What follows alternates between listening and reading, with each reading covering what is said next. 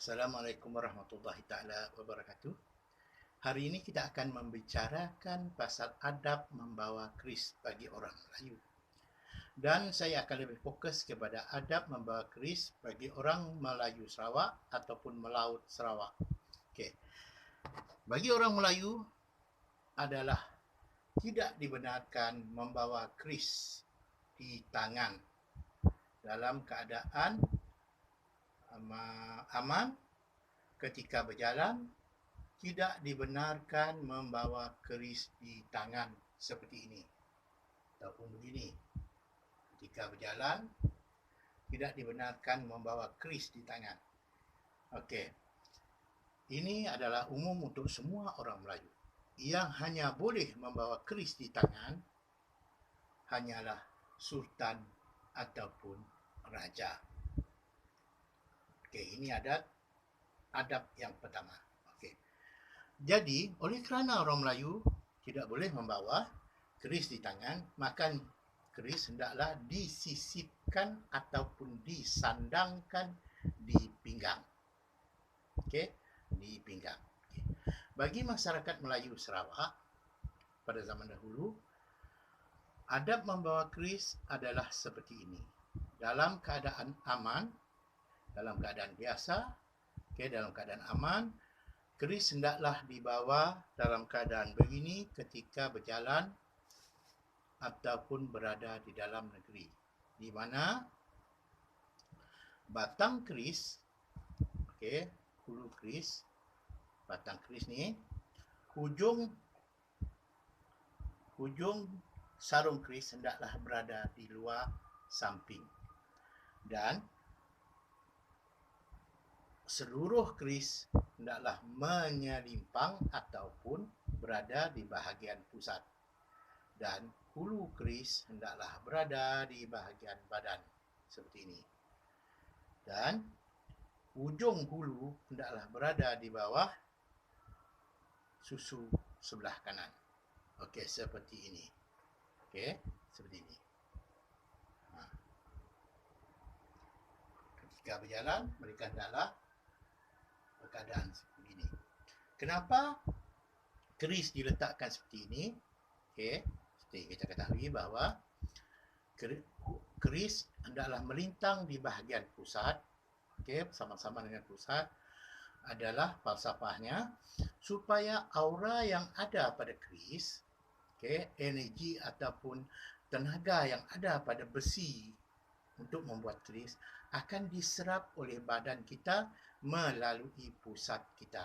Okey, pusat badan kita akan menyerap energi pada keris. Okey. Dan lagi, kenapa keris berbentuk begini? Supaya ia tidak mudah jatuh. Okey, kerana dihadang oleh badan kita.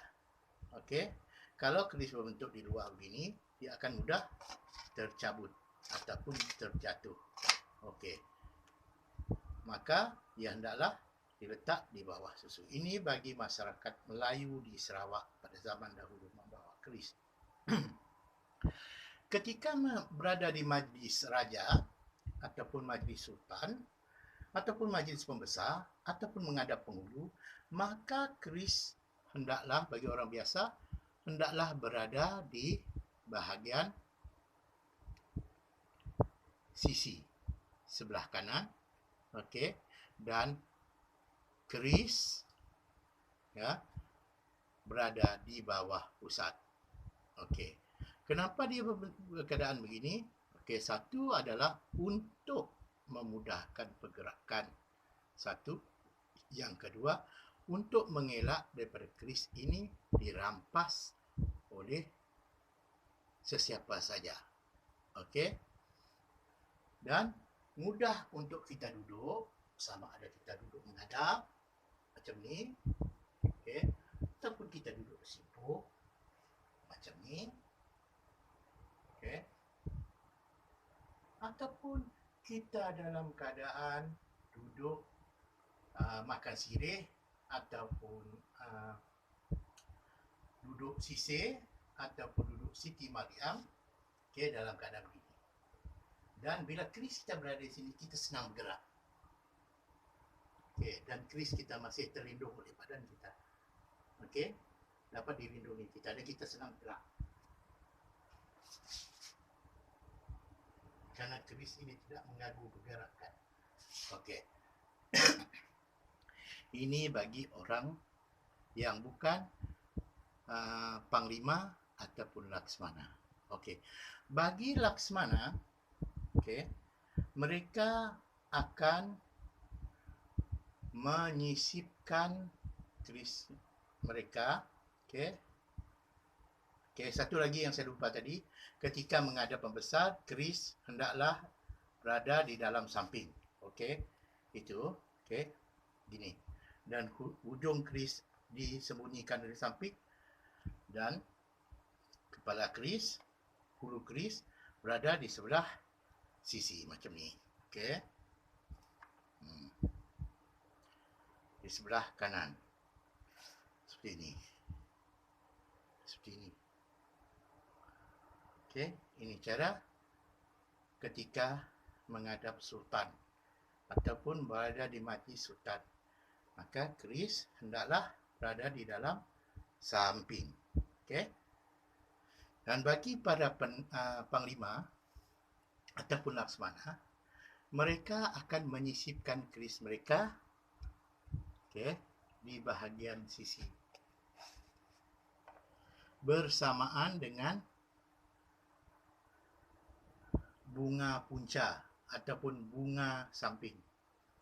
Kalau di Sarawak disebut sebagai bunga punca. Ini punca, namun hulu keris, hujung hulu keris akan berada di bahagian dalam. Okey, berhampiran badan dan di bawah susu sebelah kiri seperti ini. Okey, kenapa? Karena tujuannya supaya keris ini terlindung oleh badan, dapat dilindungi oleh badan. Okey, dapat dilindungi oleh badan. Seperti ini. Dan hujung sarungnya akan berada di luar. Seperti ini. Ini ketika bagi panglima ataupun laksmana ketika dalam keadaan aman. Okey. Dan ketika hendak pergi berperang, okey, ketika berada di medan perang, maka keris ini akan diterbalikkan di mana hujung hulu akan berada di luar seperti ini. Okey, seperti ini. Okey, akan berada di luar. Kenapa? Supaya mudah untuk dicabut, satu, dan supaya keris tidak memakan tuan. Okey. Okey. Tidak memakan tuan. Di mana ketika kita mencabutnya, kita dalam keadaan selesa.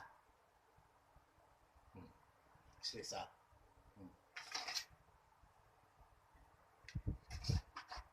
Okey. Selesa. Kalau ditekan pun tangan sini, dia masih dapat keluar. Okey. Masih dapat keluar.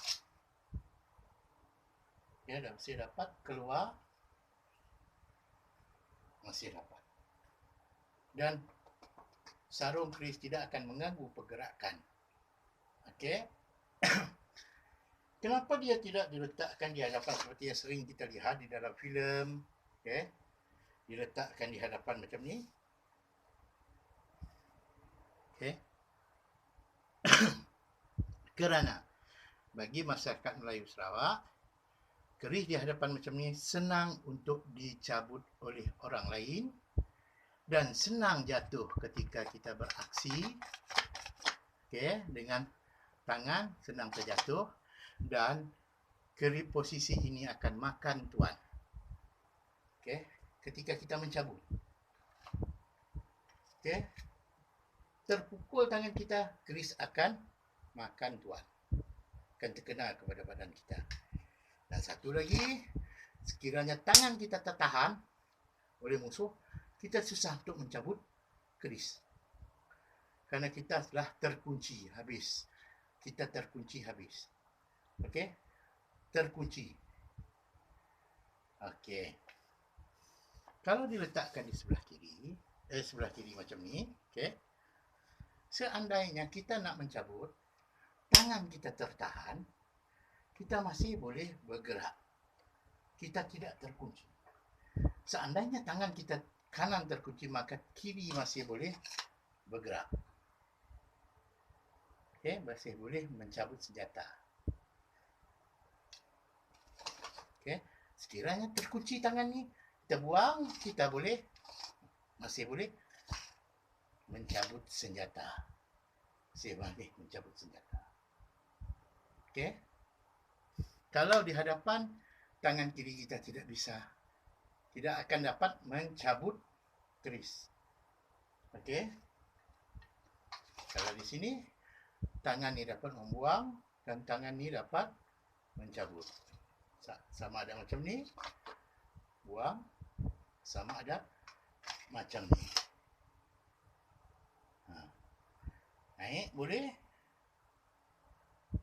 Okey. Cabut, iris boleh. Okey. Ke bawah pun boleh. Macam ni. Okey. Ini teknik ataupun adab orang Melayu Sarawak membawa keris. Okey, apa yang terkurang? Saya minta maaf. Saya di sini hanya membicarakan teknik membawa keris, adab membawa keris bagi orang Melayu di Sarawak. Okey, ini teknik yang sebenar membawa keris, bukannya di tangan. Okey, kerana orang Melayu itu beradab, bersopan santun dan bukan jenis yang menunjuk-nunjuk, bukan bersifat riak, maka mereka menyimpan keris mereka, menyembunyikan keris mereka seperti mana badan mereka. Okey. Dan keris ini adalah lambang keperkasaan Melayu. Maka dia hendaklah berada di tempat yang betul agar jangan dirampas oleh musuh. Okey. Terima kasih. InsyaAllah kita akan membicarakan tentang adab-adab lain lagi bagi orang-orang Melayu di Sarawak. InsyaAllah. Terima kasih.